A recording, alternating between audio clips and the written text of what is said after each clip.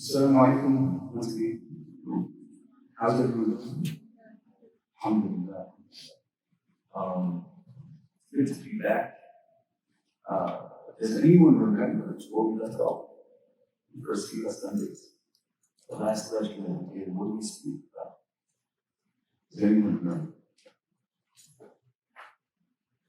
You remember? It's the easiest thing to say. I wasn't here. Love it. Anyone, who was here last time? All right, so you pulled it up. Okay, cool. We can check your notes. You were going through like the role models, so you saw No, the Seerah one. The Seerah one. The real stuff, yeah.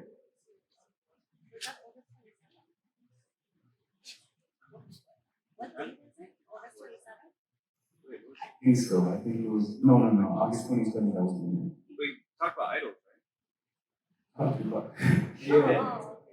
Little bit. Idols is weird. People basically, there was about 4 people who rejected idol worship. And we said we're going to go out in the world and do our own thing. One of them, the greatest of them, Zayd bin Amr bin Nufayl, right? And the Prophet said about him, he's going to come to the Qiyamah like a one-man ummah, because when everybody was worshiping stone, he said, I don't know what is it, but this ain't it. And he said, Ya ma'ashara Quraysh, O people of Quraysh, there's nobody on the deen, on the religion of the Prophet, our great ancestor, our father, Ibrahim alayhi salam, except for me.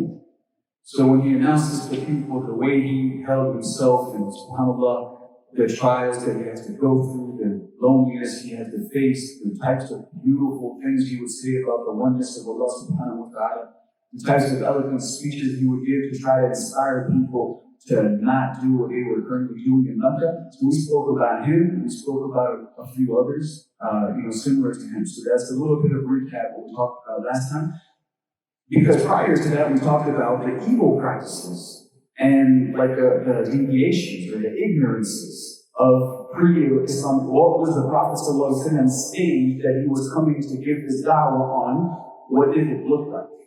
Right? We talked about that 2 lectures prior. Right? Pre-Islamic Arabia. Last lecture, just to chronologically give ourselves a refresher and a recap, last lecture we spoke about the few good remnants of the Abrahamic society in the forms of these 4 personalities. Right? We spoke about them. And then today now, continuing the same theme of everything was messed up from the time of Ibrahim alayhi salam, besides a few things. A few relics, if you will, symbols that were left behind from the legacy of Ibrahim alayhi salam. In that same theme, or in that same breath, we echo the water of Zamzam, or the well of Zamzam. That's what we, inshallah, are going to talk about today. Because for us, how do we know Zamzam? You know what I'm saying? What do we think about when we know Zamzam? Does anyone want to give me a little breakdown on what is Zamzam? When you think of Zamzam, when you're coming to this lecture and you said, the title of this lecture is Zamzam, what am I going to hear about? What are the thoughts that race through your mind? What is Zamzam?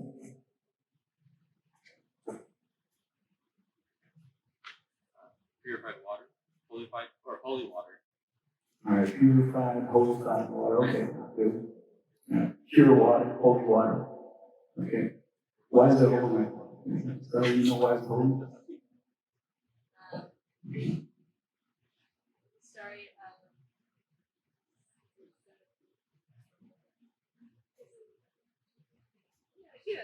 Yeah, there you go. Good channel. Yes, there you go.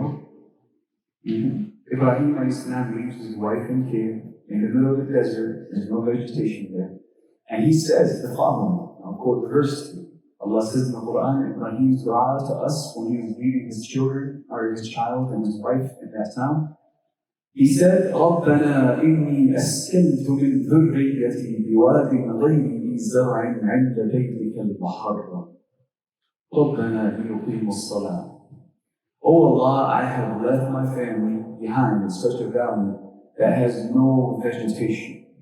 It is not habitable, it's not livable. No one could live here. I left my family there for your sake, O Allah. And the reason why I've done it, Ya Rabbi, ليقيموا الصلاة, so they can establish prayer. Right? So Ibrahim والسلام, leaves behind this amazing deen, this amazing legacy. And, subhanAllah, when he does that, obviously his family has to go through the trials that they have to go through in order for Allah Azza wa Jalla to, describe the tests or the trials of the family of Ibrahim to us and can solidify them forever and ever in the rituals of Hajj. But those trials were her looking for water, because now they're in a desert, empty land, ain't nothing there. Ismail alayhi salam is a baby, he's kicking, and he's screaming, and his mom is just running between Safa and Marwa, looking for civilization, looking for humans, looking for some sign of life. Water's, okay, well, that's not even on our mind, just something to keep us alive. You know what I'm saying? And when she comes back, after doing those 7 circumambulations, which we now commemorate in the form of Sa'i, she comes back, she finds her baby, and at the baby's feet is a spring that has just gushed forth out of nowhere, miraculously, and that is the well of Zamzam at the feet of Ismail alayhi salatu wassalam. That's what we know about Zamzam. But then beyond that, what do we know? Happily ever after. You know what I'm saying? Like, oh yeah, they went through all the struggle, baby kicked, it was a spring that gushed forth, happily ever after. Now we still have Zamzam. The Zamzam that we drink today is still the same Zamzam that was once gushed forth at the foot of Ismail. It's the same exact spring. It's been gushing forth since that time.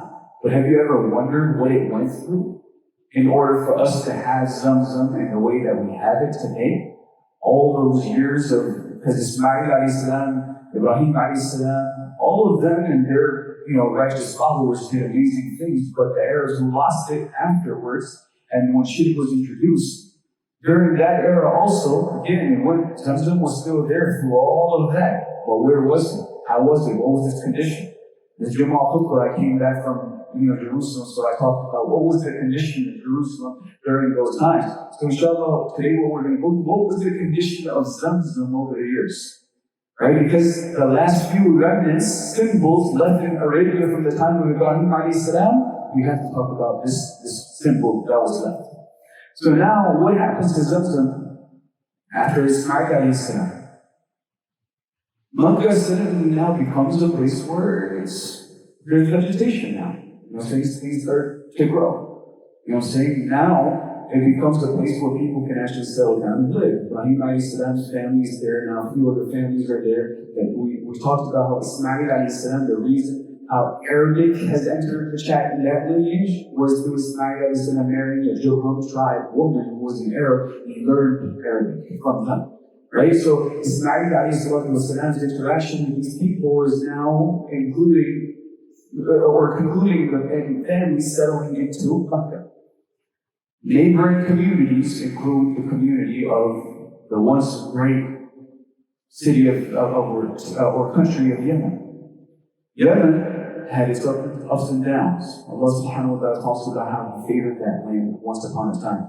لَقَدْ كَانَ لِسَبَإٍ فِي مَسْكَنِهِمْ آيَةٌ. Allah said, verily indeed, in the dwellings of Saba. Saba is what? Does anyone remember what is Saba? Saba is a town in Yemen. Once upon a time, there lived therein a queen. That queen had this magnificent interaction with this magnificent king, who was a prophet of Allah also, Sulaiman alayhi salatu wasalam. She was the queen, her name was Bilqis, of that town called Saba. So Allah says about that town, Saba, which is Yemen, لَقَدْ كَانَ لِسَبَإٍ فِي مَسْكَنِهِمْ آيَةٌ. In their dwellings was indeed a great sign, symbol of Allah. جَنَّتَانِ عَنْ يَمِينٍ وَشِمَالٍ. You find gardens on the right, you find gardens on the left. كُلُوا مِنْ رِزْقِ رَبِّكُمْ وَاشْكُرُوا. Allah says to the people of Yemen, eat from the sustenance of your Lord and be thankful to Him. بَلْدَةٌ طَيِّبَةٌ. What a wonderful, what a beautiful city. وَرَبٌّ غَفُورٌ, and what an oft forgiving Lord. Right? And Allah says, but they turned away from all those sins. So Allah says, فَأَرْسَلْنَا عَلَيْهِمْ سَيْلَ الْعَرِمِ. Then, because they turned away, we then send all kinds of floods and devastation to that land. We send all kinds of, halak and adab and punishments to that land. And then, guess what? It had its driving periods too. And that queen accepted it. The time was Suleiman alayhi salatu wasalam, she accepted Islam. It was interesting. Again, that became one of Suleiman alayhi salam's mighty empire's vassals. So they had a good time again. Then went back to that time. Then went back. Nowadays, we know what condition Yemen is in. And Allah subhanahu wa ta'ala restored it back to a stage of glory it was once in. And Allah subhanahu wa ta'ala rescued those people from the severe, episodes of hunger and death. May Allah subhanahu wa ta'ala save them. It's very, very sad what is happening in Yemen right now. So please remember them in your lives. I'm saying the starvation, the level of hunger there, it makes me feel bad to eat food. I'm saying, Ya Rabbi, what did I do to deserve that? What are these little children, mashallah, those innocent, beautiful children of Yemen, saying starving, may Allah subhanahu wa ta'ala restore it back to its glory days. Nevertheless, that tension was just to make rock for the people of Yemen. But nevertheless, during that era as well, saying a few centuries after Ismail alayhi salam's people had kind of established somewhat of a civilization in Mecca that was beautiful enough for people to live there. A few centuries in, the people of Yemen faced another huge drought. That drought led to all kinds of starvation and death, so they were forced out of Yemen. And while they were forced out of Yemen, they were looking for a place to stay. Another nearby area is beautiful Mecca. They started, the first wave of people coming in from Yemen, settling into Arabia, was because of starvation. There's no water, there's a drought, all the crops died, animals died. They moved to Mecca because there was no water. The second wave of Yemenis that moved into Arabia was due to too much water. It was flooding. First time it was because there was no water. Second time it was too much water. It's too much flooding that happened in Yemen. So that led the second wave of Yemenis to move there, to Arabia, right? And while that happened, and Mecca had become an established community now, it had all kinds of people, Arabs, Yemenis, Jurhomis, Ismailis, people. So it had all kinds of people now. Zamzam is, subhanAllah, their bread and butter. Saying it's the source of everything growing. It's the well that literally Hajar had to say, Zamzam, which means stop, because it just wouldn't stop, right? Now Zamzam is the source of this. Now, every time there's fights that break out, what's going to be at the center of power play, at the center of being a toy to mess with? The Kaaba is one of the things, obviously, but the love of Zamzam, because it's so sacred, it means so much to people. So when indeed a civil war did break out, the first thing that people tried to do was conceal Zamzam, hide Zamzam. That's exactly why, during, again, the time of the Prophet, fast forwarding a little bit, the time of the Prophet wasn't actually, before he was born, during the time that I'm about to talk about right now, it wasn't even there. People have heard about it. They heard that there's some myth, some legend, some story about some great well that we once used to have, our ancestors once used to have, came at his feet. Now people just thought of it as one of those stories because when that civil war broke out, whenever it broke out, we don't have accurate details. The thing about the history of Zamzam is it's not going to be very, very detailed to the minutest bit. The reason why is because authenticity is now left to check.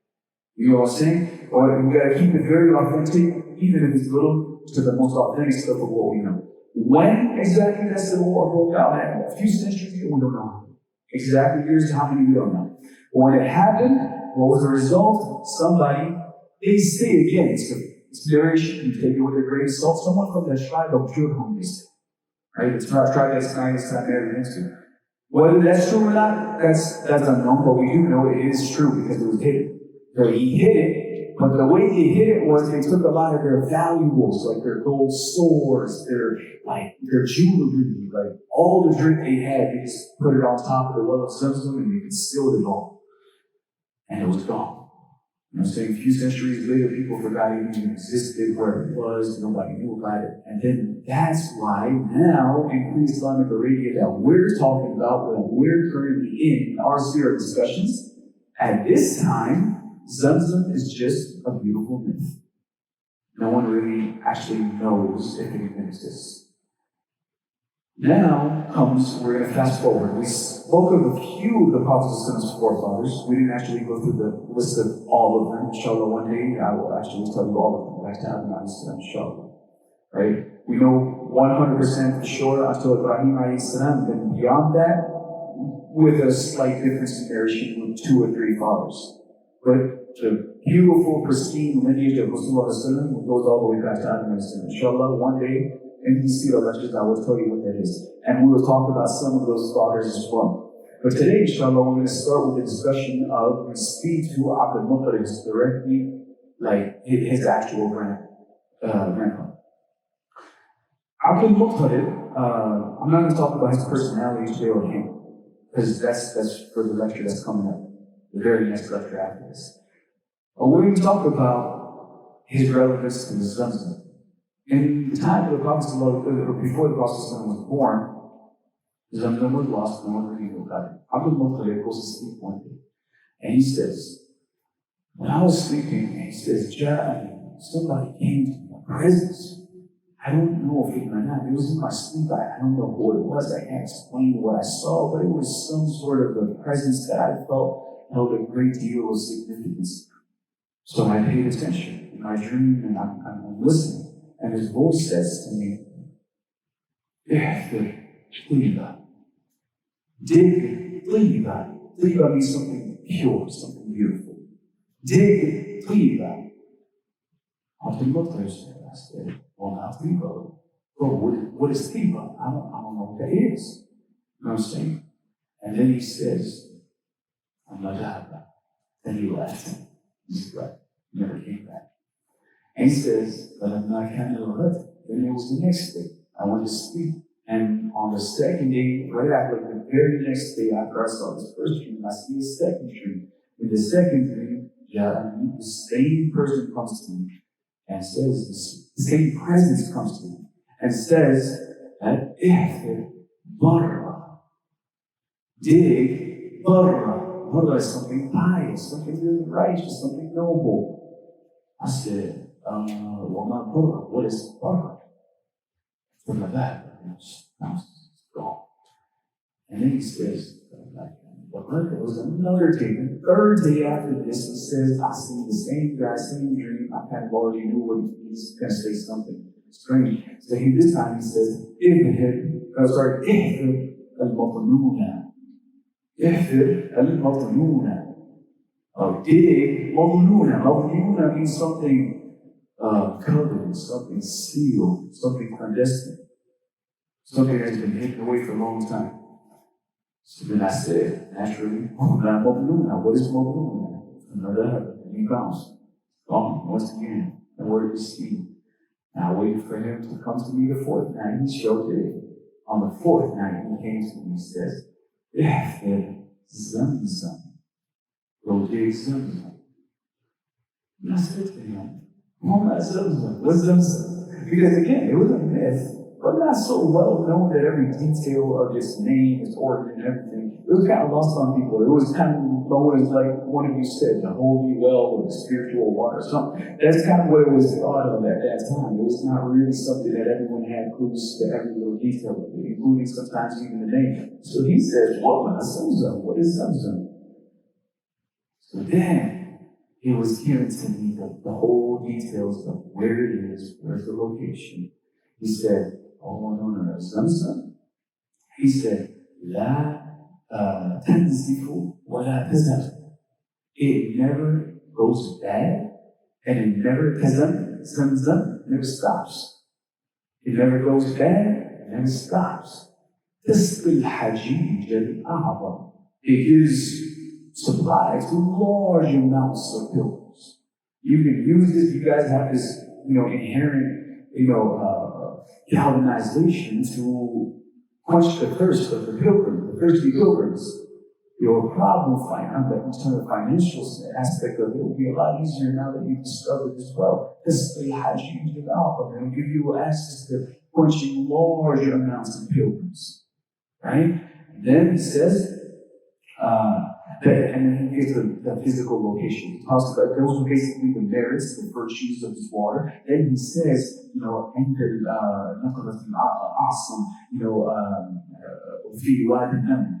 قرية النمل. It's in the town where there's a lot of ants, a lot of hills there. He just basically gives them the location, something very, very descriptive to something Abdul Muttalib would know. He gives all the descriptions of that locality according to what Abdul Muttalib would know and reckon with, and then be able to identify the adversary. Gave them all the correct landmarks, basically. When he gave him all these landmarks, Abdul Muttalib, lo and behold, he wakes up and he feels very, very strongly about this. What is this? If you talk about it from an Islamic perspective, what is this? What should happen to Abdul Muttalib? Anyone want to take a shot? And guess that. What should happen to him? He saw this dream, but it's like, bro, I can see a dream too. What makes it different? What is it called? In when it actually plays out in reality. Do we even believe in the fact that someone can take dreams and make up stuff with it? Because again, Islam is very conceptual. I just come here and narrate tales. It's about deriving appropriate, precise, accurate lesson out of each thing that's narrated. Right? This is called ilham. Ilham is divine inspiration, foresight, a positive gut feeling, positive instinct. And in an Arabic term, the appropriate term for it could also be when it's applied on other believers. Because it happens ilham on an ilham level to few individuals, like it happens to the mother of Musa alayhi salam. Musa alayhi salam's mama, we don't know what her name is, who she is, nothing. She's special. Even in the Quran, she's known as Musa, the mother of Musa. Right? But why was she so special? Why she got this ilham? Because she was going to play a pivotal role in preserving one of the greatest trusts of all time. That baby, one of the greatest trusts of all time. Her womb was now going to carry one of the greatest humans of all time. Someone who's going to speak to Allah directly without the means of an angel. That's why, again, she got to get that ilham. The Prophet ﷺ's grandpa, saying him getting ilham, that's why we believe that it happened to him in this divine manner. Because, again, he had a direct relevance for what was to come. He unearths this. Guess what? In his progeny, there's going to be unveiled to mankind its greatest gift. He's also going to name that greatest gift too. He's going to name it Muhammad bin Abdullah. So again, him getting that inspiration from Allah subhanahu wa ta'ala, we believe that level, it happens to few people. But the idea behind it, that could happen to anyone if they get a level of closeness with Allah subhanahu wa ta'ala, is called firasa, called foresight. The Prophet says, اتَّقُوا فِرَاسَةُ الْمُؤْمِنِ فَإِنَّهُ يَنْظُرُ بِهُ. Fear the foresight of a believer because they see what the light of Allah subhanahu wa ta'ala. Similar to Umar bin Khattab radiallahu anhu, where that is every next thought was conferred to by the Quran. You know what I'm saying? Every other thought he has, Allah says, yeah, I agree with you. I'm very on the other side. Umar bin Khattab. Because he was somebody who had spoken to, right? His gut feeling, his idea, his thoughts, they're a lot more, because of his closeness to Allah subhanahu wa ta'ala, that he developed a lot more closer to what Allah actually wants the person to do. Because you know what I'm saying? The confusion of life is, what does God want from me? You know what I'm saying? Like, this main confusion of life is, what does God want me to do at this point? You know what I'm saying? And there's some people who make decisions and then they're skeptical about, like, yo, did God really want me to do this? And then there's some people who just do what they do and then you know what I'm saying? It's from Allah subhanahu wa ta'ala. It's a firmer action. It's a lot more concrete of a decision. And that happens to those type of friends of Allah subhanahu wa ta'ala. When Allah subhanahu wa ta'ala says, it's a concept that Allah says in the Hadith Qudsi, مَنْ عَادَ لِي وَلِيًّا فَقَدْ أَهْلَكْتُهُ بِالْحَرْبِ. Anybody who goes to cause any vexation to one of my friends, wali of Allah, the friend of Allah is the term that's also used. One of my friends, then guess what? I declare war on that person. Right? And then he says, how do you become this friend of God, this wali of Allah? How? Because a person just continues to be faithful to Allah, loyal to Allah until they get that status. Like, what are those gravity points to get close to Allah? Doing simple things. He says, the best way you can get close to me are by doing things that I already told you to do. The five, the main mandatory actions of your faith. And he says, once you start getting closer and you start leveling up in your five are starting to get smoother, cleaner, more consistent, more sincere, more tranquil, more peaceful, more, connecting with you to your maker. Once they start getting good, then he said, the next thing is, it's not rocket science, it's voluntary prayer. You know what I'm saying? You're already doing the 5 times good, now add the hajj. You know what I'm saying? You're already doing, your 2 sunnahs and your 2 nafil after, add on 2 more nafil. You know what I'm saying? It's not hard to get close to Allah and become a friend of Allah. And he says, once the person consistently continues to go down this path of being a regular, good, righteous Muslim, and he says, this beautiful gospel, listen to this, he says, I become sam'ahu alladhi yasma'u bihi. I become the hearing that they used to hear. I become the sight which they used to see. What does that even mean? Allah becomes your sight and your hearing? No, whatever Allah wants you to do, that's what you see. Your bliss in, and then you follow through. Whatever Allah does not want you to do, you see it as destructive. Your lens becomes your glasses. The brand of your glasses is God's pleasure. You know what I'm saying? Everything you see is just going to make Allah happy, it's going to make Him mad. He says, what's about your hearing? Same thing. Every time you hear something, does Allah want me to engage with these type of hearings or listenings? Or does Allah want me to flee from these type of hearings and listenings? And Allah becomes then your hearing as well. And he says, that's the process of becoming a wali of Allah. There's certain friends of Allah subhanahu wa ta'ala who doesn't matter what era they are in. Like Sayyidina Muhammad bin Hussein was one of those people. We spoke about him. And that's why, because of a lot of things that we're going to hear and understand from the legacy of the grandpa of the Prophet, a lot of things that we're going to learn about him are also going to point in the direction that he was also one of those people who didn't worship any idols. Inside Allah subhanahu wa ta'ala. Right? Because of a lot of thoughts and a lot of statements that we're going to hear from him. So Abdul Muttalib nevertheless sees this magnificent dream, wakes up from it, understands that this is indeed ilham. He gets this really strong gut feeling that this is not an arbitrary dream, it's not a random dream that I see every day. So because of this philosophy, because of this foresight, because of this closeness that he has to Allah subhanahu wa ta'ala, he gets up, springs up from bed, grabs the first son that he sees laying around, Harith, right? Harith, one of the uncles of the Prophet, of course. And he says, let's go, son, let's go start digging. Takes his son to this location that the angel described and said all these fancy things about, and they start digging, and lo and behold, they unearth all these weapons that were concealed there for so long.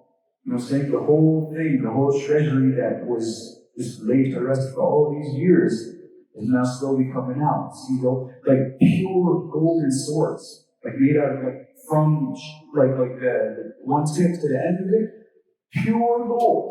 You know what I'm saying? And they see all of these things. And Abdul Muttalib is telling Harith, look man, we're heading in the right direction because this is exactly what I saw in the dream. You know what I'm saying? So keep digging because it took a very long time for them to find it, and him constantly having to explain to his son Harith, like, look man, we're going to find it, we're going to find it. After all this patience, finally we start knocking on something that sounds like a what? And they unearth something.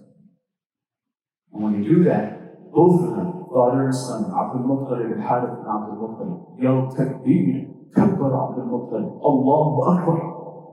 You know what I'm saying? Also contributing to the idea that he may have been amongst the Hanafa as well.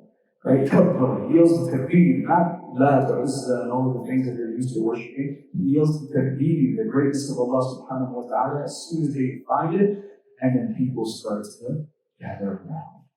Everyone starts to form, oh, what is this? And then all sorts of comments are starting, to fly around because now this is the myth, right? Samsung is the myth. Now, myths, when they flourish with all forms of variance and detail and, spicy add-ons and, juicy details that were never actually part of the real tale. Like, it's a lot of mixed things that happen with this. So everyone's saying their own thing of what they know about Zamzam. In the mix, somebody says, this is the well of our fathers. That used to them. One of the more accurate things that was said.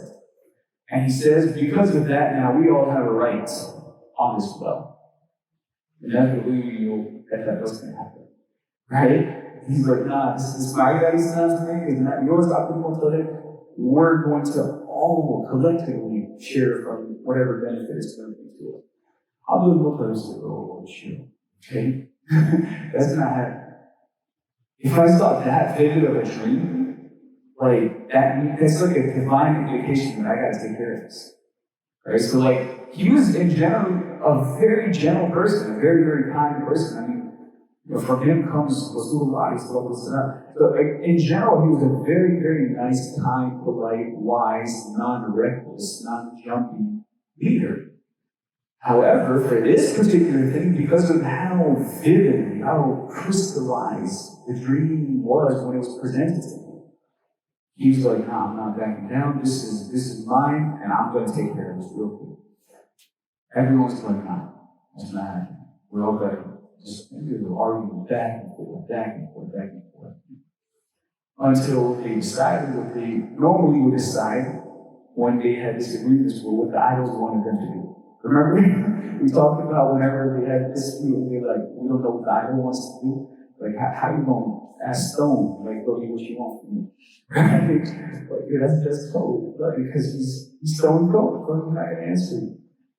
So their thing was, they would go to these guys, these soothsayers.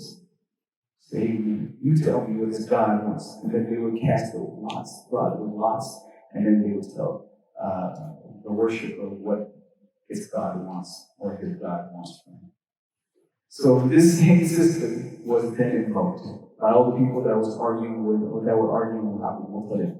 They said, let's go to this really, really OG soothsayer, not like one of those non-pious, cheats that are just laying around on the corner of the streets. No.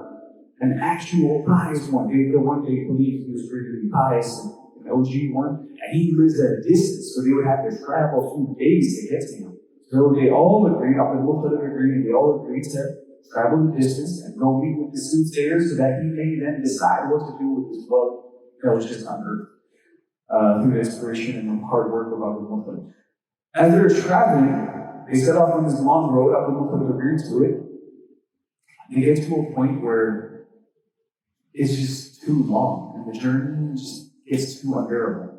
It would happen. They would appropriately prepare for whatever journey. But then it's just like there's a hadith, the Prophet says, the journey in and of itself is a little piece of torment. It's a little piece of punishment. The reason why he said that is because really the unexpected happens. And that the unexpected back in the day was them running out of supplies, running out of water, getting lost, not knowing where to go anymore, and then just waiting to die, dehydrated to death in the middle of the desert. So because it was such a common thing that would happen, every time anyone would go to travel, they would say their goodbyes, right? And they were so numb to its occurrence because of how frequent it was, that they actually had a practice in place to deal with its vexation. What was this practice?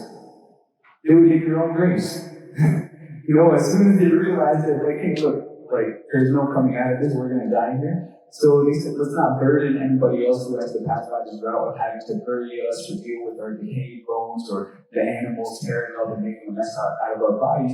So they would actually dig their own graves, and then when time came when they're like, all right, go young, God, here I come, then they would just lay down in there. You know what I'm saying? And that's how they would die. That's how they would go out. That's what happened to them. Abu Muttalib and his people that went out, the Meccans that wanted to go out in speaking of this great soothsayer who's going to tell them what to do with Zamzam, they find themselves in this predicament of almost dehydrating to death. They all dig their graves, they're all laying in there, they're all fainting, all chipping up on each other. You go, you dead. They do their thing. Abu Muttalib too, he faints a couple of times, and he's in and out of consciousness himself. Until finally, there's one awakening that he has, one sharp, yanking himself out of unconsciousness that he has that like mobilizes him to stand up. And he says, I have this strong gut feeling that we're close by. I don't know what we're close by to, but we're close by to something. If something is going to come, it's going to come fast. So, at that point, everyone's already accepted the fate that they're going to die anyway. Like, all right, how bad is it going to be? They'll just have to just swoop us into the grave. We're not going to even make it that far. Like, cool, let's go. So they muster up the strength and courage to get up with Abdul Muttalib leading them, and they all go. And Abdul Muttalib on his way, he's making this beautiful dua, so long, so very beautiful. I'm going to say the whole thing here. But it was a lot of words of Tawheed in there, oneness of Allah. He was saying, oh Allah, you're the one who showed me this. You're the one I do not want to leave without fulfilling what you showed me, what you made the destiny. Oh Allah, please give me this time, please help us. And all of these things just invoking Allah, Allah, Allah. There's no Lat, there's no Uzza, there's no Mishra, Manat, or any idol in that supplication. Just beautiful, eloquent, poetic supplications to Allah alone. And after all these beautiful supplications were made, Abdul Muttalib gives again this really strong feeling, and the animal suddenly stops. He gets off the animal and he starts kicking. And another well just springs out of nowhere, crushes forth. All this water comes, they all drink, they're hydrated, they're good to go. And all of them unanimously at that moment in time said, we made a mistake about you. The one who caused this wealth to come beneath your feet definitely caused you to find the other one that you were talking about. That's yours. We made a mistake, sorry. Zamzam is all yours. So then, Abdul Muttalib fully took over restoring Zamzam, putting together projects that bring Zamzam back to any form of glory that it needs to be at to be able to serve all the pilgrims that they were, planning for it to serve. But the thing is, it comes with a lot of cost. Abdul Muttalib in general, he was a chieftain. Right? He was okay. He's not very, very wealthy, but he was okay. He took care of it for a long time. And then after Abdul Muttalib passed away, notice I'm not talking about him. We're only talking about Zamzam. We're going to talk about him at another time. But Abdul Muttalib passes away. When he passes away, the custodianship of Zamzam and all of its, caretaking fell on his son Abu Talib. Abu Talib, the most famous, beloved, and unfortunately did not convert uncle of the Prophet ﷺ, Abu Talib, so it fell on him. Abu Talib, he was a very poor guy. His whole life, he never ever cared for money or material. Anytime he would ever do anything, it was for the welfare of his people. Very, very selfless guy. So the Prophet loved him so much, and that's why he was so very hurt. Now you can imagine the hurt, in the heart of the Prophet when he passes away without Iman. So nevertheless, again, and then too, that's also an indication of his passing without Iman, because if the Prophet had known, Abu Talib was going straight to Jannah. You know what I'm saying? Again, like that, Allah wouldn't have to reveal verses to say, you don't get to die when you love. Right? He was very, very heartbroken about Abu Talib being, like that. But nevertheless, Abu Talib had this responsibility, and Abu Talib selflessly took care of it for years and years and years, until one year he really couldn't do it. He just didn't have the money, he didn't have the finances, so he went to his brother, Abbas, another uncle of the Prophet. He also eventually converts and becomes a solid, powerful Muslim as well. And from his lineage, we have the great Abbasid Empire as well, the Abbasid dynasty as well. Abbas bin Abdul Muttalib, he's approached by Abu Talib. Abu Talib tells him, I'm broke, I kind of need some help running Zamzam. You need to buy containers, you need to employ people. It's a whole service going on. So Abbas lends him at that moment 10,000 dirhams, 10,000 silver coins, and he takes that and he runs it until that's depleted. He comes back to Abbas. Abbas, look, man, out again. I'll pay you back.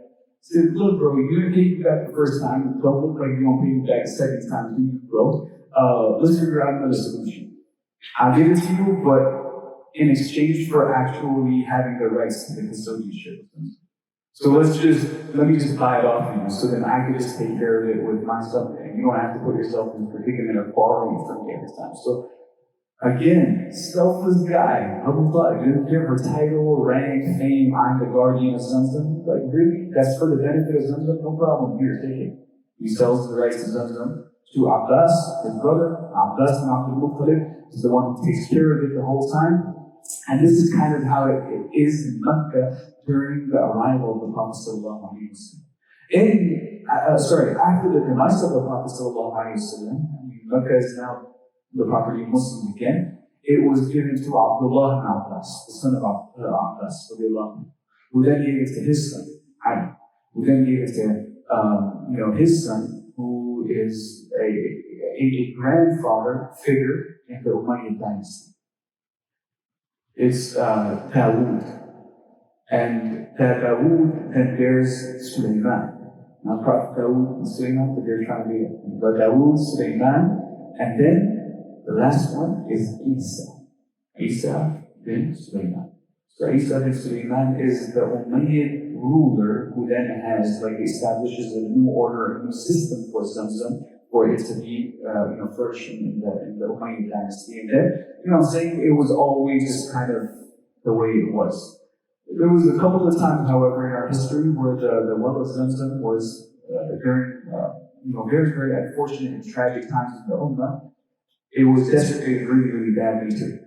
During the time of this group of, rebels calling themselves the Fatimids or the Fara'imah, basically a segment or a caste of Ismailis, right? Not Muslims, but people who claim our faith but have all these different doctrines. So they came and they killed a whole bunch of pilgrims and they threw them in the well of Zamzam. So it's been bloody a couple of times. During the Crusaders' time, during these people's time, during the reign of Hajjaj bin Yusuf, that man came and messed up everything.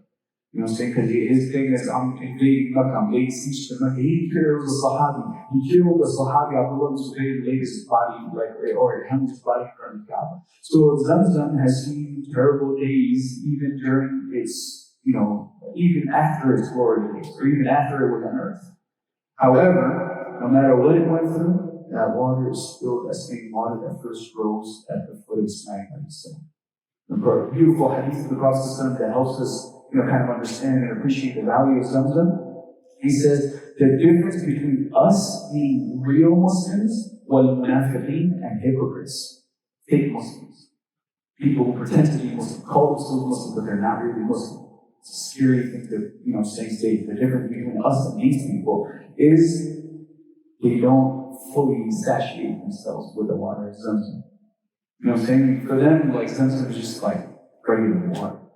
For them, what is he? He's not saying if you be a believer, now you need to drown yourself in Zamzam. No, he's not saying that. You need to drink so much Zamzam, you shouldn't drink any other water. Nah.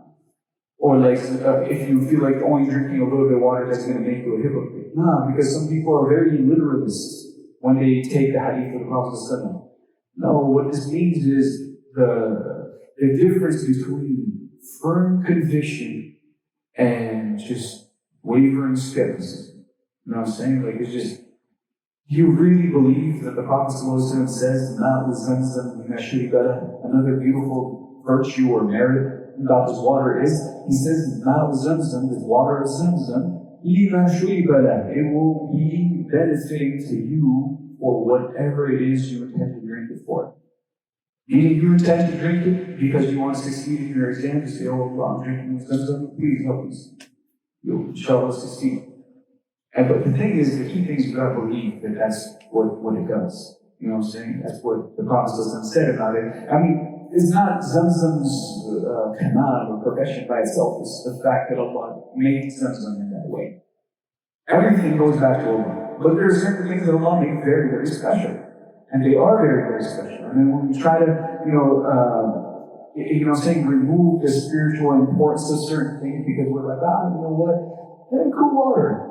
Nice well. Nice well. Okay, if I get a chance, I'll drink it. No, the difference between a hypocrite and a believer is a believer, whenever they see Zamzam, they get excited. They're like, oh, that's Zamzam. You go drink some. you're happy about it.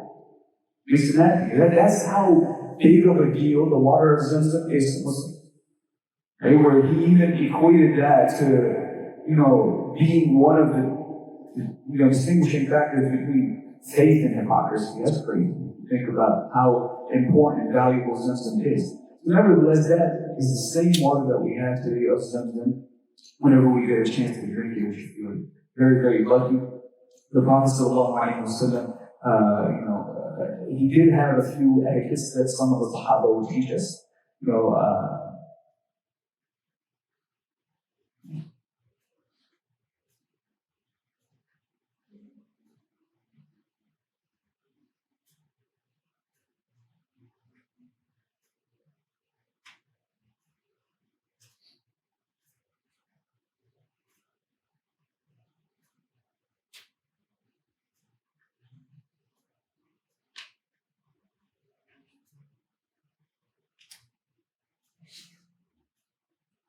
So there's a narration from Abdullah ibn Abbas radiallahu anhu. Abdullah ibn Abbas radiallahu anhu says that, when you drink Zamzam, face the Qibla. One of the first etiquettes, face the Qibla.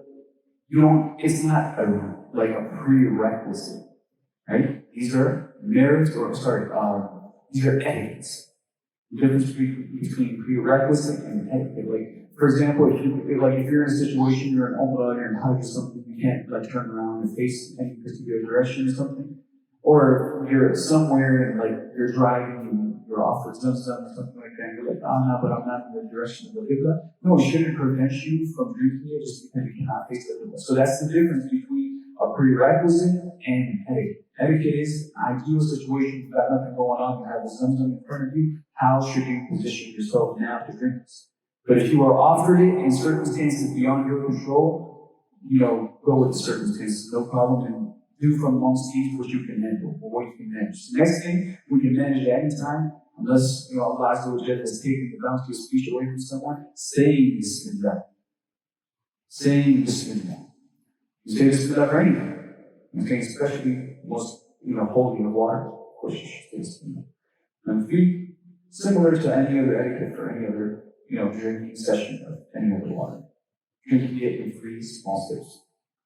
Not 3 large gulps, but rather 3 small steps. And then, finally, you say at the end, you say, Alhamdulillah, Alhamdulillah.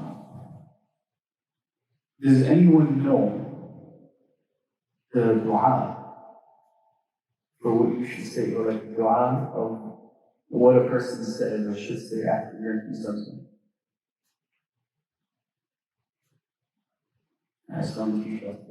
Allahumma inna as'aluka, or inni as'aluka if you're Barcelona, inni as'aluka ilman nafi'a. Oh Allah, I ask from you beneficial knowledge. Wa rizqan wasi'a, and vast sustenance. The worldly thing goes to Allah, I want Allah. Wa rizqan halalan tayyib. And not just any kind of vast sustenance, pure and halal. Pure and lawful sustenance. I don't want to have vastness in my sustenance through impure or impermissible means. And accepted deeds. The deeds are of many kinds. Everything that we do is a deed, good or bad. Oh Allah, give me such deeds in my action or my daily life that you find acceptable. So, may Allah subhanahu wa ta'ala give us the ability to work with the tawfiq to constantly be able to go back to his home and visit this beautiful world, inshallah, inshallah. That's as far as it goes pertaining to Zamzam. There's one other little detail I want to share, which Abdul Muttalib kind of had by himself. He instituted this practice where he wouldn't let people take a shower with it or wash their animals with it or do anything besides drink. And he would make that excuse to Allah and say, Oh Allah, la uhillu hada al-bir, oh Allah, I don't make this halal for anybody who wants to do it. This is only for drink. So he would keep it like that, in general. And that was amongst the few things, the rules that he instituted for the well of Zamzam. So that's that. Now,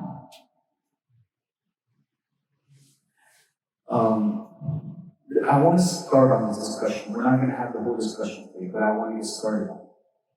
The discussion of the Prophet's grandfather's interaction with Abraham, with the invading king.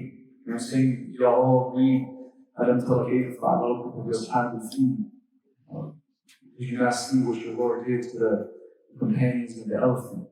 The surah. What are these elephants? Who are these companions? What is this army? Abraham. We all have a vague idea. We all might have known a story, maybe from Sunday school or something, pertaining to what happened with that army of elephants and who's that king. But inshallah, we're going to go into it in a lot of details so we understand the full context, the full background of why what happened, and what actual lessons can we learn from it. The Prophet was born in the same year as the invasion. We call it Amul Fil, the year of the elephants, right? Or i.e., the year of the invasion of the elephants. He was born that year, so say 2 months after the incident. But this incident, why is it called the invasion of the elephants? Why? Because Mecca was invaded by an army of elephants. What led up to this struggle? We're going to just commence our discussion with, and then the discussion of the actual incident, inshallah, because we need like a whole thing for that. How it happens is Yemen, again, is originally like this pagan mushrik, statue worshiping, stone worship, idol worshiping community. So overtaken by Christians. And Christians, like, well, they settle down, they're doing their thing. Some Jews come and try to take over, like a Jewish overtake of that. I'm just oversimplifying the history, just so we can all just fit in our head. We still got going into specific years, names, you can lose them. Right? So I'm just going to give you a little chronology so it stays in our head. Right? Yemen, originally, some idol worshiping place, a lot of pagans there. Christians settle down there, they do good, they're flourishing, they're chilling. Jews come, Jewish people come, mess up, the order that they have going on. The Christians don't like it. They appeal to Najashi, who's the next door Abyssinian king, right? And he's Christian, and again, like he doesn't care too much for taking over Abyssinia. We see he converts his son too. He's a good guy, right? All he wants to do is remove tyranny from those people, so that he sends his army and they take over. You know what I'm saying? They take over, there's some governor there, and a boss ruling there. One of the generals, one of the main generals, doesn't like him. Because he feels like, this guy is just some religious guy. Because now Christians are settled back in, and it's a Christian kingdom Yemen. So, why am I talking about Yemen? I'm sorry to tell you, the army of elephants came from him. So I'm just telling you the circumstances of Yemen at that time, the political structure of Yemen.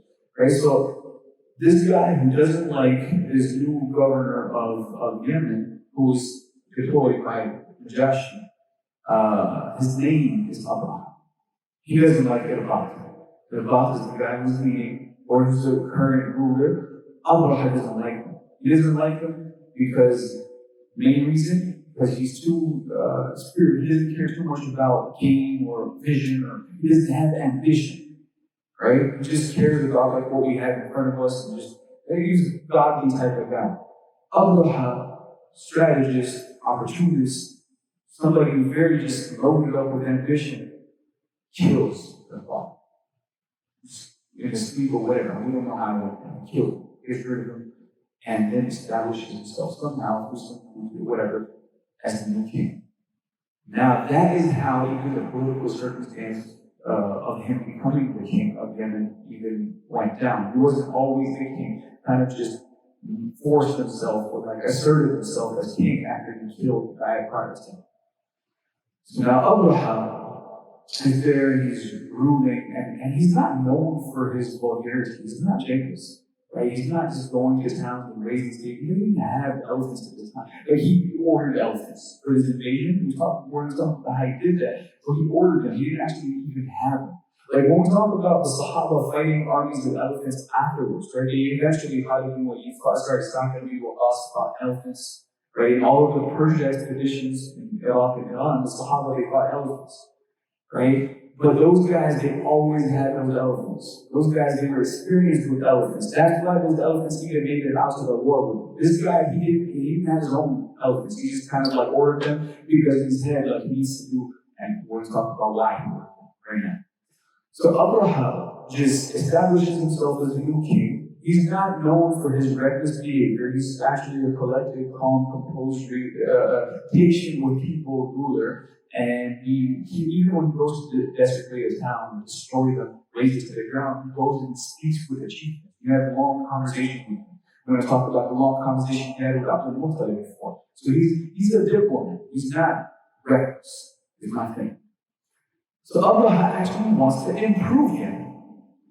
You know what I'm saying? After all of this, challenges and trials that he's went through, he wants to improve it and actually make it a flourishing country. How you gonna do that? You're gonna do that with the finances of the country. You know what I'm saying? With the trade and establishing it in an actual place that people want to be. Because no one wants to be in right now. Everyone's going to Mecca, and it's always just a little bit like, what happens in Mecca? Because pilgrimage happens there. So many Arab tribes are going to Mecca and doing the pilgrimage there. He's like, man, nobody's coming here. So he wants to make it an epicenter for business. And he said, well, the reason why Mecca is so successful is because they kind of use their religion to make it a profit in his head. That's how he's thinking. So he's like, all right, if I do the same thing here, it's going to work out here. So he constructs this grand kanisa, grand church. And they call it a place. Huge church, right? And he does not spare a single stone unturned in embellishments and getting the fanciest of artworks from all over the world, and gold, silver, whatever was available. He was plundered from everywhere in the world. So he had a lot at his disposal. And embellishment, maybe one of the most beautiful things that, beautiful structures that was ever seen in that region. And he constructs this grand church, and he opens the door and reaches out to, Najashi, the king, the Abyssinian king. You know what? I got this church, and I actually want to make it a place for Christians to have a similar, vibe like they have going on in Mecca. You know what I'm saying? I want to help Christendom by doing this. And he told Najashi, you know what? It would be nice. I did this in your name. Come here, bless the place, maybe the grand opening or whatever. He had already opened the doors, but he wanted to do a ceremonial one. And it was all good on that end, right? It wasn't like anything bad going on for Abraham.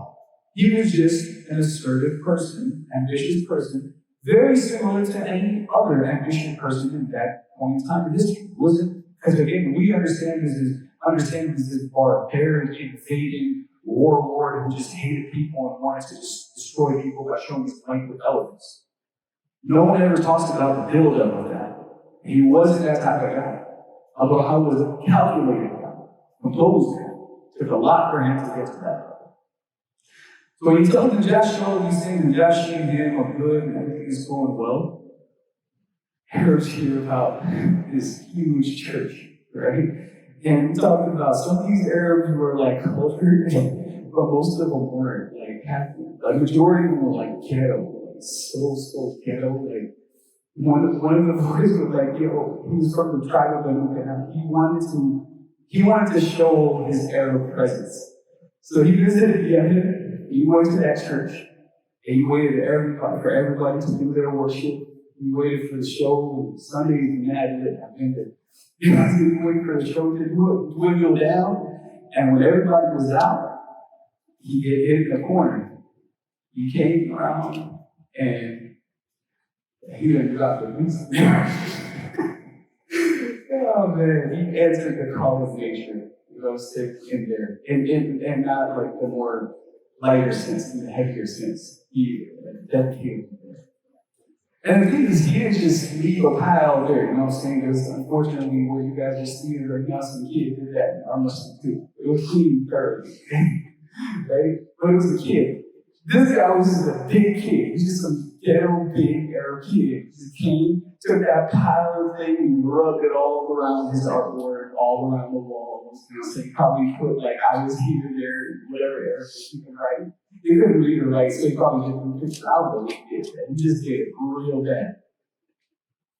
And he came out. And when people came back into the church and decided to designate his dad, and they were interrogating people and trying to find out who did it, He didn't even try to hide. He's like, yeah, I did it. I did it. He didn't even try to hide, but he's just like, I did it. I messed up in the church. Whatever they did to him, they did to him. But that's what drove Abraham nuts. That's what, because that's his personal project. That's his baby. That church was his everything. That was his major grand plan of inhabiting Yemen and making it into the epicenter of goodness and fortune. Right? And that plan was just literally on. Right? Literally, in the most literal sense of the word. And that just drove him crazy, drove him ballistic. Then he rallied his troops. Then he said, I don't care what happens. I'm going to go to that Makkah that this guy came to, come out here and flesh by doing this very thing that he did. I'm going to raise it to the ground. I'm going to go and I'm going to destroy that Kaaba. Then he rallied his troops, 60,000 strong men. And said, how do you feel the companions? How many companions? 60,000. 60,000 people he gets them together. Speaks to like an elephant breeder, like those local elephant breeder. Talks to like, bro, you got some elephants down here? Can you like read stuff and give me stuff? Yeah, I got about like a dozen. So this give me a dozen. I'm not trying to do nothing. I'm just trying to go through a point. You know what I'm saying? So that's where it all began. Him just trying to do something good for his country. And some ghetto person just comes and messes it all up. And guess what? During that, we're going to actually talk about the siege, right?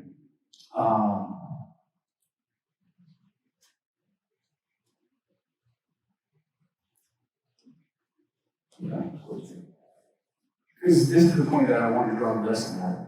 Right? If you think about it, like, we'll talk about the siege a little bit later.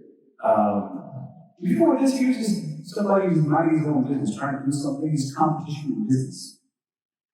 But the recklessness of one person caused all of this huge incident, and guess what? Thousands of people died. So many people were destroyed because of the reckless actions of one person. Of one person who just took it in their own hands to destroy. And that is why we actually have a verse in the Quran that says, وَلَا تَسُبُّوا الَّذِينَ. That's the lesson of today's lecture. وَلَا تَسُبُّوا الَّذِينَ يَدْعُونَ مِن دُونِ اللَّهِ فَيَسُبُّوا اللَّهَ عَدْوًا بِغَيْرِ عِلْمٍ. Don't curse those who they invoke other than Allah, lest they curse Allah subhanahu wa ta'ala, transgressing unto Him without any knowledge. كذلك زينا لكل أمة عملهم. Allah says, just in this manner we've adorned, we've embellished for every community their actions. Everybody, Allah says, كل حزب بما لديهم فرحون. Every group thinks that what they have is right. Allah says, we've done that for people, like, just so that they don't live in misery on this earth too. If they have to go to hell eventually, Allah says, whoa, at least they can enjoy here. That's why Allah, with those people who are disbelievers in Him, He doesn't allow them to experience the constant anxiety attack because of how true Islam is every single day. That's out of Allah's mercy to the disbeliever. Allah allows them to thoroughly enjoy the things of this world. And that's why Allah tells us when they enjoy themselves here on earth, don't be deceived by them. Because Allah is saying, I'm allowing them, because it's just a little stuff. So this world means nothing to me. The hadith of the Prophet said this, لو كانت الدنيا تعديل عند الله جناح بعوضة ما استطاع كافر منها الشوكة. That if this dunya, this world, was equivalent to Allah, just to the amount, the infinitesimal amount of the wing of a mosquito, He wouldn't give a driblet of water, a drop of water to a disbeliever. But it means nothing to him. That's why Allah says, لا يهوب عنك. Don't let تقلب الذين كفروا, the constant going back and forth of those who disbelieve, them traveling to this place for vacation, them going here and enjoying this part, this segment of the earth and its valuable luxuries. Blessing. Don't think that that is forever. Don't think that that's actual luxury. Don't be fooled. Don't be deceived by that. Why? The value is just a little stuff. They go to hell anyways. Allah says, well, this that's a terrible place to go. So Allah's mercy to the person who disbelieves in Allah, He still allows them to enjoy here, but that's for their enjoyment here. That's what Allah says. When they invoke other than Allah subhanahu wa ta'ala, don't curse them out. كذلك زينا لكل أمة عملا. We made what they do beautiful to them. What they're doing in their head, it's beautiful, it's amazing, it's awesome. So Allah says, but when you do that, when you're reckless enough to go out there and treat someone else how they treat you, curse out their religion the way you curse out your religion, Allah says that they become a source of, or you become a source of them cursing Allah. Because then what are you going to do? You're going to make fun of your faith. When you're making fun of their faith, you're making fun of a stone or something. When they're making fun of your faith, they're making fun of Rabbul Alameen. And guess what? You cause them to do that by stern or like engaging or furthering what they're throwing at you in terms of insult. So how to deal with religious insults was, I think, one of the great morals of this segment of the story. That like this guy really felt like, hey, we have something better, we have the God. So guess what? Let me go and literally, prove on this guy's God. You know what I'm saying? Or this guy's church. You know what I'm saying? Like, he really felt like that was right. That was the right approach. Some passionate believers, they get really mad when they hear someone saying the wrong idea, even within the faith. Or sometimes a wrong idea to them. Not actually an actual wrong idea. There might actually be a valid difference of opinion that someone else is following, and some very passionate person, follower of the Prophet, comes up to them and deals with them in the opposite manner of Rasulullah. Someone never ever talked to a person who even urinated in a masjid. We're talking about desecration of the house of God. Allah's reaction versus the Prophet's reaction. Prophet, when he saw someone answering the call of nature in the house of God, what did he do? Brother, this is the house of Allah. We don't do that here. Brother, this is the house of Allah. We don't do that here. And everybody was mad at him. Let him be. It's okay. Don't punish him. Leave him alone. This is what we do. This is how we act. You know what I'm saying? This guy, what he did, and I mean, oh, you got to this church. Then show you what I'm going to do to the church. And guess what? Caused all of this. Allah did send all these birds to save them, but Allah did save them. Any difficulty, any calamity that befalls you is because of something that you have done. Something that your hands have done. Something that some mess, whatever mess you get yourself into, you got yourself into it, Allah says. I didn't do nothing against you inside that mess. Now, you can blame it on Allah all you want. Say, oh Allah, you put circumstances for me to fall into this trap. You're not harming anyone but yourself. You're not going to ever be able to climb out of that mess with that mentality which you've got. It's very, very essential for us to understand and take a lesson from this. And whenever wrong is shown to us, we don't act wrong in return. Whenever goodness is shown to us, we appreciate it with, even more goodness. Allah said, is there any reward for good other than good? Right? So some good shown to us, we show good back in return. But when evil is shown to us, or even when we sense evil from somewhere, we don't show evil in return. At all, ever. I'm going to give you all one example of what happens also. I'm going to then close with that. Y'all ever heard the sacking of Genghis Khan to the Muslim empires? Who are great empires?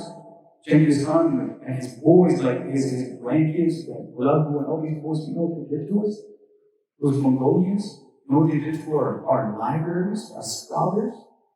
They made mountains out of our scholars' heads. They chop off one head at a time. They don't have weapons of mass destruction. One head at a time. Make a huge mountain out of it. And say, this is your knowledge. This house, this beautiful house of knowledge. This beautiful city of vast scientific advancement. There you go, this is your city. Genghis did that. You know why Genghis did that? Genghis had no business even being there. How did that start? Genghis Khan was just a fan of clothing. He loved the Muslim empire's silk. He loved it. Literally, it's called Silk Road for a reason. Uzbekistan, we'll call it that whole Khawarizm area, the Afghanistan area. That was a beautiful area, Silk Road, for a reason. It was the best clothing there. That's why till this day, we just came back from not just Palestine, we also went to Turkey for a few days. They have you dressed up like Sultan and take a photo over there and stuff. I did that. I was mad cool. But like, okay, I was thinking about it. I was like, yo, they wore this every day. That's kind of cold-blooded because I was sweating wearing that for 5 seconds. This is so long, probably has some good old spice back then, because the sweat, it was especially the pit sweat in those furry clothing and the heat of turkey walking up and down those mountains, riding on horses.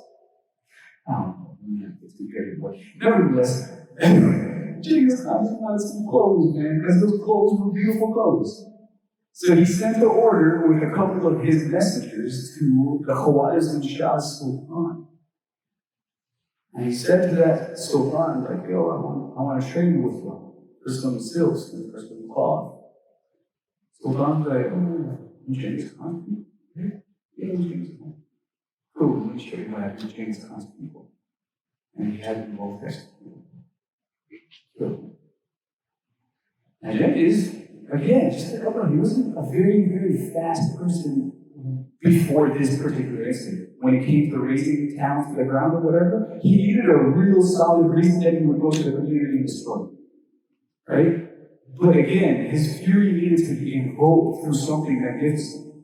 And that's what this was. He went and he tried to be nice about it. He tried to say, like, what happened?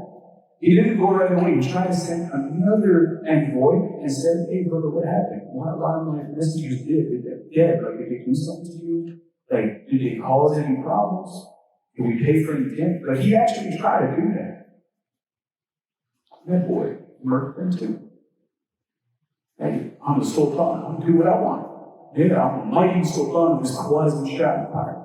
We don't even know that empire that much anymore. You know what I'm saying? We know the Great Seljuk Empire, the Ottoman Empire, this empire, the Khwarizm Shah Empire. Not many people even hear about that. It was a magnificent empire in that area, in that land. So that's what Khan said, now go. Kill this guy too. Kill this guy. And then Genghis at that point lost his mind. Then he went to that whole area and just destroyed everything. Just destroyed, like razed it to the ground. And the final thing that Genghis Khan says is what I want to close with. That masjid is still there in Bukhara, in Uzbekistan today. It's called Uzbekistan. The city is still called Bukhara, and Bukhari is also from that town. Genghis Khan goes to the Grand Masjid of Bukhara, sits on the pulpit. And imagine, this is your masjid, tons of dead bodies and all this blood, smell of carrion. And as Genghis Khan sitting on your pulpit right there, and he's giving his speech, his magnificent, victory speech in the Mongolians' eyes, right? But to us, one of the scariest, most terrifying things ever. I am the scourge of your God that he sent upon you, for not following the teachings of your own religion. When in our religion, it is safe to show that kind of arrogance. You know what I'm saying? You just Muslims trying to deal with you. Like, we're not trying to fight everyone. Why are you always, Allah saying, why are you always trying to fight? You know what I'm saying? Allah says, as part of the human, you're always trying to look for something to argue about. What? Why are you always trying to find a problem in everything? When there is no problem, let it be no problem. Don't try going to look for trouble. Don't be reckless. That's what this guy was. He was reckless. There's some Sahaba who, when they would do what they would do, they wouldn't do it out of recklessness. They would do it because they had experience that this is indeed worked. Right? Or they have such a relationship with Allah where Allah never said no to them before. So they just don't think he's going to say no to them again. For example, when Khalid radiallahu anhu, if you think when he would ever ask for reinforcements, his letters would read to his army governor, Abu Ubaidah, hey, I need some reinforcements. How many? 3. Huh? 3,000, 30,000. We don't got that many people. No, 3. 1, 2, 3, 3. But you kind of read this book. Take 60 people. 60. And what's the opposing army? They've got about 150,000. So, but the thing with Khalid is, the ending of that statement is what cannot be ignored. He said, I'm already not getting, but I don't want like regular people. I want those kind of people when when they raise their hands and they say, Ya Allah, Allah never says no to them, no matter what they ask. I want those kind of people. For me, one of those people is enough. 3 is asking for a lot. So his standards, criteria was just different. You know what I'm saying? So like, that's not called being reckless. But when Sa'd bin Abi Waqqas, like one of the Sahaba, he tells his army, like, hey man, we got this great river in front of us, let's just walk over. And they walked over. Literally, there's no other way for the entire army that large to cross, that river. It's not possible. Archaeologically, geographically, it's just not possible. They crossed it, they took that land. How? It's a miracle. They walked over that way. How? Sahabi wasn't being reckless. Hey, let's try. No. He's seen miracles before. So he knows that, so if he was kind enough to show me one in the past, he's going to show me one again. And then in that dua, there's a trick. The Prophet says, pray to Allah in such a way where you believe that Allah is indeed going to give you. We pray, and our mindset the whole time, no matter what we try to convince ourselves otherwise, is, in case God gives it to me. Right? No matter how firm we think we are, in our head, back of our mind, in case God gives it to me. Am I tripping? Am I lying? No. This is usually the case. Whenever we ask for Allah, it's like, in case He gives it to me. But these Sahaba, when they ask for that, because they've seen Allah give it to them before, it's a degree of conviction where, Allah gave it to us. We don't give it to us. And again, all I got to do is ask. And Allah will be like, really? You believe I'm giving it to you? And it's Hadith Qudsi. Allah Himself says, I will treat you according to what you think of me. Well, really? My servant, you think of me and you think I'm going to part this ocean for you? You think I'm going to let you walk on water? Well, go ahead, walk. That's how Allah works. Oh, Ibrahim, you don't want that angel's help? You want to go into the fire? I need the fire hot. I can tell it now. Oh, fire, be cold today. You know when you burn, but today you peaceful on Ibrahim. That's the same Allah. Right? So it's just really our conviction and our faith in Allah subhanahu wa ta'ala has to be a lot more confident. And when we're that secure in our faith, in our belief in Allah subhanahu wa ta'ala, we will refrain from being reckless, and our spirituality level will gradually, in a non-hurtful way, develop. And inshallah, eventually, may Allah make us all one day, eventually we can all become friends with Allah. Right? But it's a gradual, very natural, and very, very, very doable process. It's not non-doable. Anyone can embark upon that journey. Whether you actually get to the end goal or not, that's not for you to even decide. Whether you're a friend of Allah or not. You always got to think you are one. It's not for you to decide whether Allah subhanahu wa ta'ala loves you or hates you. You always got to think He loves you. You know what I'm saying? If at any moment you think, He don't like me, guess what? He said, I'm going to treat you what you think of Him. He still might love you. He still loves people who disobey Him and run far away from Him. But the more He tries to pull them back, the more far away they run from Him. The more Allah tries to pull them back. Allah is that merciful. He does that sometimes.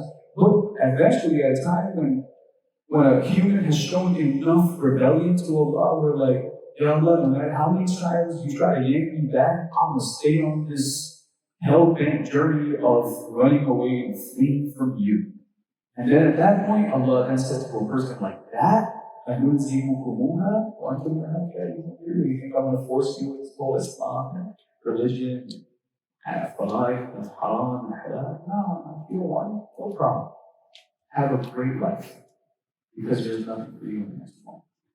Right? And that's what Allah wants to tell us, the believers, that what they're doing, they think it's good. Let them do what they got to do. You just be good yourself. Never change who you are. Because that's what might actually change them. Imagine Jesus had gotten a little character shown to him. His child, one of his grandchildren, did. Sultan, Baybars, aligned with him, and they destroyed the Mongolian threat together. His name, does anyone know? There was one Mongolian. I can't remember his name right now, that's my last speaker. One Mongolian guy. Who loved his cousin. Yes. It's missing my head right now. But yes. But the reason why is because he had a very Turkish pronunciation. And Baraka, they call him Berke. Berke Khan. The Turkish pronunciation of Baraka. Right? Berke Khan, who loved his cousin. he becomes Muslim, and the whole golden horde, the whole one huge, because Genghis Khan split his empire into four, gave each one of his kids a segment of it. A whole entire horde, a whole entire segment of his community of Mongolians became Muslim because their leader, one of Genghis' grandchildren, Genghis Khan, converted to Islam. And eventually, his progeny includes a human being who happens to be the mother of now the great Mughal dynasty, which also comes from the word Mongolian. Now, the Mughals is probably why, or Allah is the main reason why, this we always have to say that, but the reason, the cause of why maybe I'm Muslim, why my ancestors are Muslim, because of one of his guy's grandkids. Now imagine that kindness was shown to Genghis, his grandpa. You know what I'm saying? Because again, some people are reasonable. It's just like, the wrong kind of. And imagine you're the reason for someone turning away from Islam. The same exact reward as it is for someone coming close to it. The Prophet says, anyone who leads to something good, they'll have the same reward as the person who does the good. Same exact good, same thing goes to someone who starts something wrong. You do something reckless. They were telling us while we were in Jerusalem the whole time, hey man, don't do nothing reckless. You think you might be doing something good, but you're going to mess it up for every person who comes from visits after. You know what I'm saying? Like, yes, you might see oppression, but even if you try to stop it in a correct way, in a fair way, it might just mess it up for everybody. So stay just very normal, very neutral, very just casual. Don't try to mess it up. Do not be reckless. And that is the exact message of the Prophet when he says, stay away from places of accusation. Don't even go by the bar so people can say you were drinking. Don't even go by a place of promiscuity so people can slander you and say you were committing that act. You know what I'm saying? Don't even go to a place where someone can look at you and say, this person was engaged in some haram behavior. What does that mean? You may go to Hooters and drink water. You know what I'm saying? But like, dude, what does that look like? You know what I'm saying? Like, for real, like the Prophet, that's what he means. He said, don't be reckless. You could literally do like anything, man, and say, my intention, God knows his heart. My heart is good. Everyone tells me that my heart is good. Like, where do you God? You see it through his eyes? You said you evil, say you good? Like, no, you're not good, man. Unless Allah, you don't tells you you're good, you're not good. You gotta keep trying to be good. Right? So it's very, very essential for us to never ever get caught up in, passing verdicts on others. Focus on yourself, and focus on doing the right thing, regardless of what the circumstances around you indicate, and do not ever be reckless as of being an ambassador of this faith. You're always an ambassador of Islam wherever you are, whether you like it or not, whether you have beard or not, whether you have a hijab or not. You're Muslim, you're an ambassador of Islam. That's your God-given job.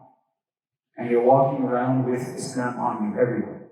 Non-Muslims, like one of our teachers said, non-Muslims, don't read the Quran or the Sunnah or they read you. Be a good read. And Allah subhanahu wa ta'ala give me all this ability to implement. Well, we don't have a question.